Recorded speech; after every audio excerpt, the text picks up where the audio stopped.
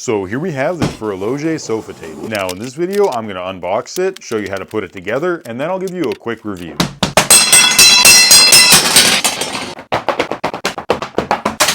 Alright, and there's everything that came in the package. There's the laminate shelves, a bunch of pieces for the metal frame, a whole bunch of fabric drawers, 4 bags of parts, and the instruction manual. So let's go ahead and put this thing together, and I'm going to time it to see how long it takes. To start off, we're going to take the sides and connect them together with the 2 tubes that have a single hole in the center. And all the screws that attach the frame together are the same length. Then screw in the center piece and make sure the drawer stops are lined up with the ones on the sides. We can also screw on the leveling feet now. Then attach these other 2 tubes that each have 3 holes in them. Now we can screw on these shorter drawer slide pieces, and again make sure the stopper tabs are lined up correctly. Then to finish off the frame, screw in these last 2 tube pieces. Now we can attach the shelves, and these just take the machine screws that are a little bit shorter, and then 2 regular screws on each side. And then the top just takes a bunch of those shorter machine screws.